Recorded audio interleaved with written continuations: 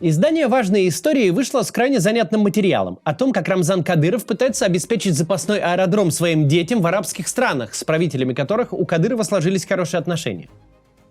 Чтобы когда и если он потеряет власть, семья могла спастись от благодарных соратников, начальников и конкурентов. Начальникам такое развитие событий, очевидно, не по душе. Им не понравилось, что кто-то тут втихаря себе спасательный круг подготавливает. В связи с чем сейчас набирает оборот конфликт, а сам Кадыров отстранен от Путина. Это интересный сюжет, потому что мы тут можем не опираться на слухи, на которых основываются важные истории, а посмотреть, что происходило в последний год.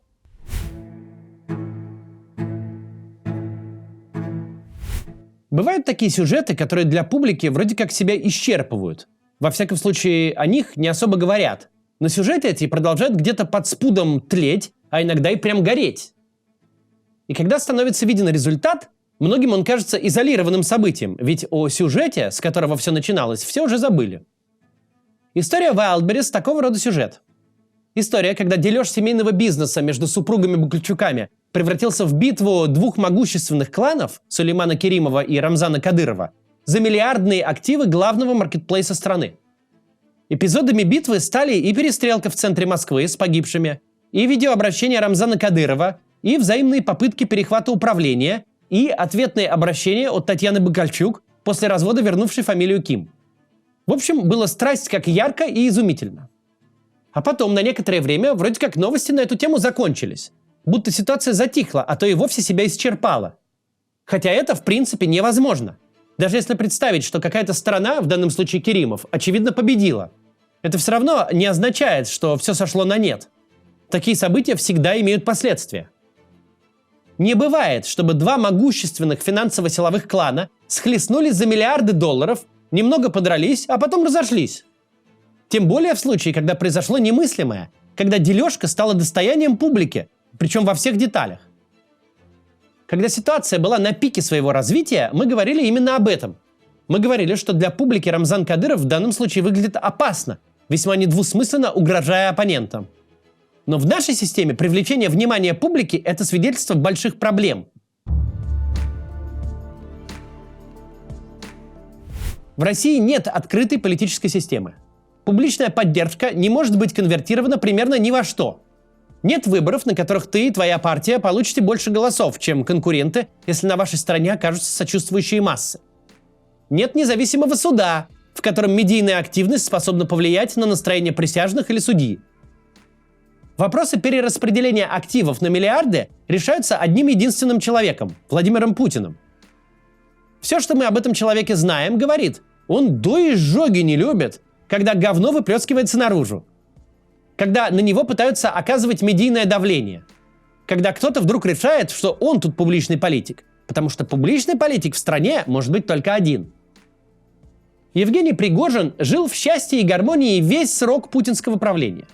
Подавал рябчиков к высочайшему столу, держал сверхприбыльные контракты на школьное и армейское питание, владел частной армией с 2015 года, в 22-м получил эксклюзивное право приезжать в любую колонию и забирать оттуда кого угодно. При этом к середине лета того же 22 года, когда у Пригожина уже было полномочий и ресурсов, как у локального божества, когда он был де-факто отдельной ветвью власти, никто даже не знал, как звучит его голос. На весь интернет было штук 5 его фотографий, 3 из которых сделаны в ранних нулевых. Когда с начала осени 22-го Пригожин стал стремительно превращаться в главную суперзвезду соцсетей, многим могло показаться, что его влияние невероятно выросло. Но мы точно понимали, и спасибо Пригожину, что говорил об этом прямым текстом. От хорошей жизни большие путинские дельцы в суперзвезды не идут. В суперзвезды идут тогда, когда в самый главный кабинет больше не пускают и отключают телефоны спецсвязи. В нашей системе публичная активность даже на самом деле не вполне публичная. Это, в общем-то, тоже способ попасть в высочайший кабинет, но на кривой козе, через красную папочку. Это попытка сгенерировать такой скандал, который точно дойдет до начальника и который нельзя будет игнорировать. Наращивание медийной активности – это не наращивание влияния, это свидетельство, что начальник продолжает игнорировать. Скорее истерика от отчаяния, чем признак силы. В таких системах, как наша, публичный капитал вообще ничего не значит и ни во что не конвертируется. В таких системах выигрывают те, о чьем существовании публика только смутно подозревает. Попробуйте просто, например, представить голос Тимченко или кого-то из Ковальчуков. Если бы не Алексей Навальный, фамилии главных акционеров России как государства никто бы и не знал вовсе. Это противоречит тому, что мы делаем здесь на своем канале. Ведь мы накапливаем именно публичный капитал. Но фокус в том, что публичный капитал может пригодиться только тогда, когда ты вне системы. Ведь в момент ее окончания ничего, кроме публичного капитала, не будет иметь значения. Но пока система здравствует, с публичностью могут прийти только проблемы. Для людей внутри она ничего хорошего не несет. Торговля крышей – это бизнес Кадырова всю дорогу. Кадыровцы не для красоты сидят в президент-отеле на Якиманке. У Кадырова уникальное сочетание административного влияния с почти безграничными возможностями применения насилия. В стране нет второго решалы, который может и к Путину зайти, и армию частную прислать. Но понятное дело, что в предыдущие 20 лет мы ничего об этом не знали. Только постфактум и только по слухам. Когда уже всех, кого нужно было раскулачить, успешно раскулачили, когда все нужные шеи были свернуты, только тогда мы могли разве что прочитать в каком-нибудь расследовании, что здесь не обошлось без Кадырова с его головорезами. Сейчас же вместо тихих переговоров в кремлевских кабинетах, вместо переломанных костей в подмосковном лесу, перед нами пронеслась яркая постановка, в которой несчастный муж хочет спасти свою столь же несчастную жену, обманутую мошенниками, а Рамзан Кадыров обещает спасти их брак и бизнес. И мы тогда сразу предположили, что дела у Рамзана Кадырова, видимо, совсем не так хороши, как он стремится показать. Видимо, есть какая-то причина, почему в этот раз нельзя решить вопрос ни через бежевую вертушку телефона, ни через бейсбольную биту, как он привык. Видимо, в дележе миллиардов поучаствовать хочется, но прежние инструменты почему-то не годятся. Почему товарищ Кадыров выпал из доверия – это вопрос отдельный, но тому есть явные свидетельства. Обязательно их обсудим, но сначала небольшое объявление о моем проекте «Приемная». Хочу напомнить про свой некоммерческий проект «Приемная». Задача проекта – обеспечить адвокатами за счет проекта тех, на кого в России открыто политическое уголовное дело. Важно, чтобы каждый из обвиняемых по таким делам был с защитой. С чем проект может помочь? Да, оправдательных приговоров не бывает, но адвокат может приговор смягчить, например, добившись замены заключения на штраф. Адвокат пригодится и тем, кто подозревает, что дело вот-вот будет открыто, например, если в квартире прошел обыск. И тем, кто приговорен уже и сидит в тюрьме. Тогда адвокат может обжаловать решение суда или систематически посещать заключенного и противодействовать произволу тюремщиков. Также адвокаты помогут выбраться из психического стационара или избавиться от амбулаторного лечения, если туда направили по политическим причинам. Абсолютное большинство репрессий в России не адресные, а бюрократические. Они идут по бумажке, по процедуре, по УПК. Человека не просто сажают в тюрьму, это длинный процесс, где следователи пишут десятки томов дела, суды неделями заседают и их слушают. Не все участники этого процесса прям настроены против обвиняемого. Судья может вообще не понимать, почему он должен кого-то надолго посадить за комментарий. Адвокат дает подзащитному шанс выбраться из ситуации с минимальными потерями. Всего за месяц с небольшим, с тех пор, как я объявил проект, он взял в работу 11 дел. 47 человек предложили свою поддержку. 5-я часть из них – это адвокаты.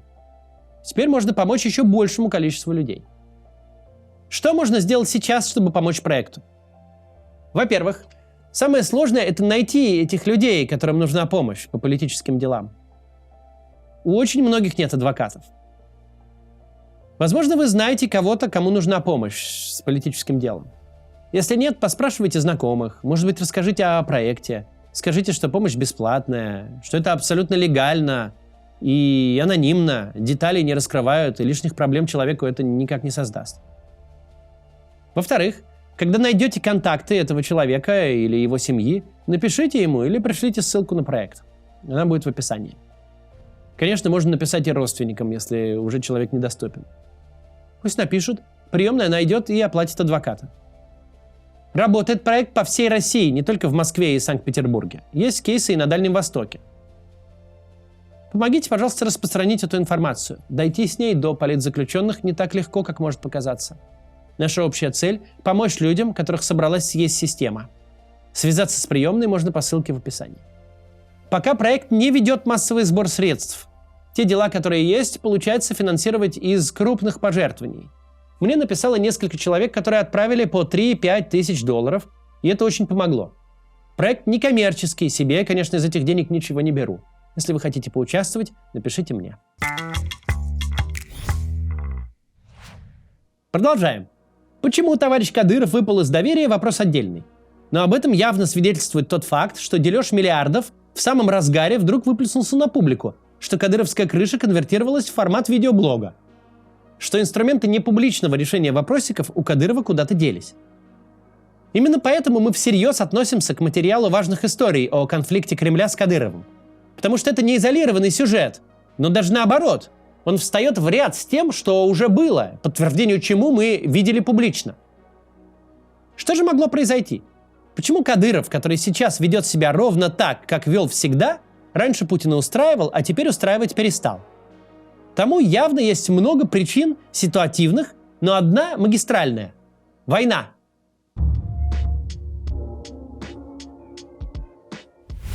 Кадырову всю дорогу было очень много позволено по одной простой причине. Предполагалось, что он командует эдаким засадным полком Путина. Что в случае, когда дело примет серьезный оборот, когда Путина решат предать силовики, военные, когда он столкнется с по-настоящему массовым протестом, который трансформируется из остроумных лозунгов в стрельбу, тогда у Путина останутся те, кто с ним до конца, кто будет за него воевать. Над любым человеком из ближнего круга, над каждым, у кого в подчинении люди с дубинками и автоматами, висит вот эта экзистенциальная угроза. Отмороженные кадыровцы, которым нечего терять. И действительно, до определенного момента репутация кадыровцев была зловещей. Многим казалось, против лома нет приема. Что немногочисленность свою эта группировка в несколько тысяч человек компенсирует абсолютной отмороженностью и бесстрашием. Полной катастрофой для этого образа стал первый же месяц войны. Оказалось, что кадыровцы как военная сила не существуют в принципе. Что едва они встречают хоть сколько-то организованное вооруженное сопротивление, то растворяются без следа. Кадыровцы из некой тайной суперсилы Путина превратились в посмешище, причем для всех по обе стороны фронта. Военные эксперты стали использовать тиктоки чеченских сил как средство анализа. Если они откуда-то записывают расстрел пятиэтажки или светофора, то фронт уже ушел на многие десятки километров вперед. Это уже такой тыл, куда даже гаубицы не достреливают. В этот же момент в экспертных кругах возник вопрос: а что теперь за роль в путинской системе у Кадырова? Ну да, он по-прежнему крайне эффективен в деле запугивания, избиения и унижения безоружных.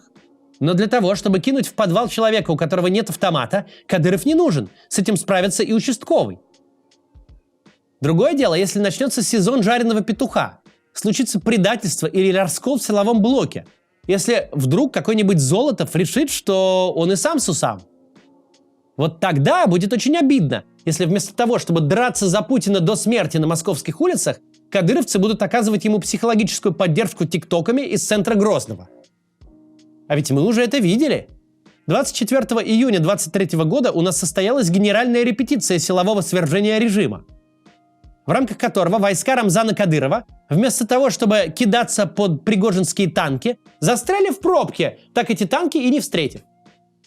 Силовая опора режима, как только этому режиму что-то угрожало, уподобилась корпоративному водителю с почасовой оплатой и нашла единственную пробку на бескрайних российских просторах, в которую можно встать.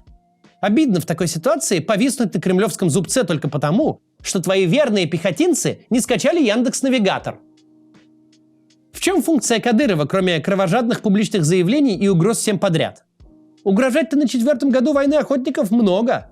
Медведев между последним вечерним бокалом и первым утренним с этой задачей справляется довольно успешно.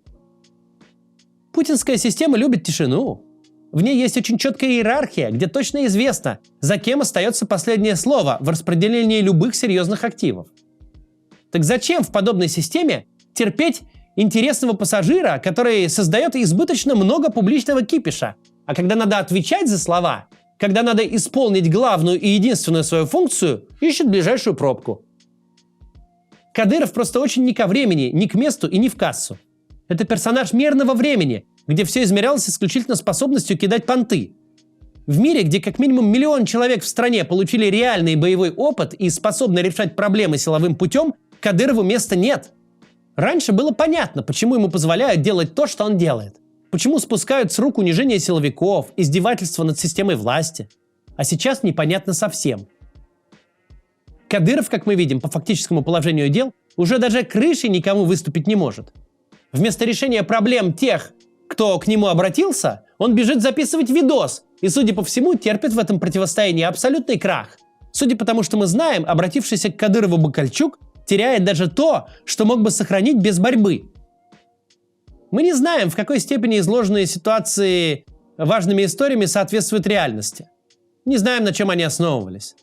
Но реальность соответствует этому изложению.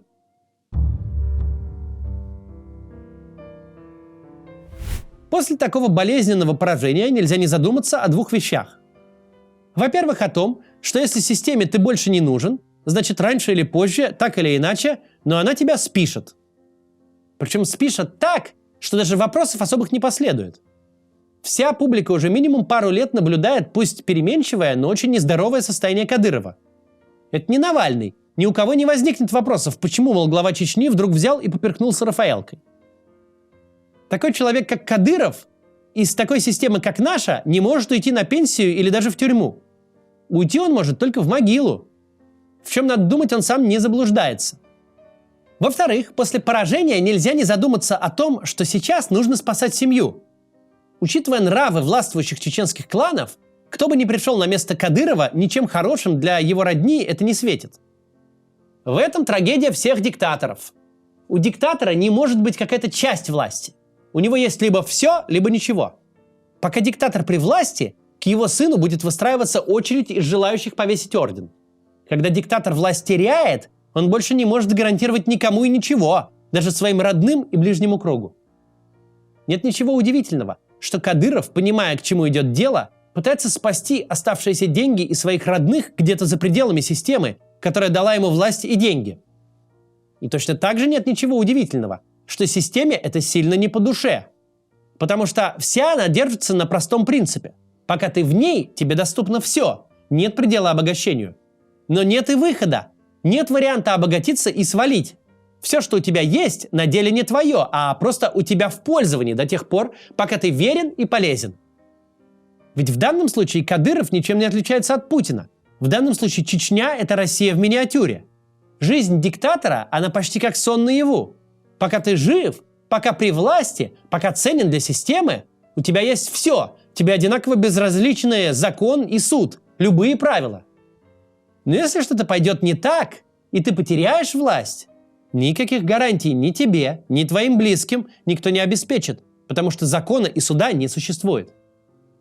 Мы видели, насколько лихорадочно Кадыров пытается обсадить всю чеченскую власть своими детьми и ближайшими родственниками. Как он пытался обеспечить преемников властью и ресурсами.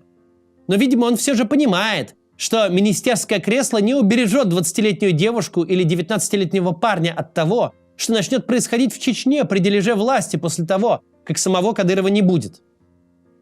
Видимо, Кадыров понимает, единственная возможность сберечь родных – сделать так, чтобы к моменту, когда он сам лишится власти или жизни, его семья уже находилась там, где их либо не достанут физически, либо решат не доставать.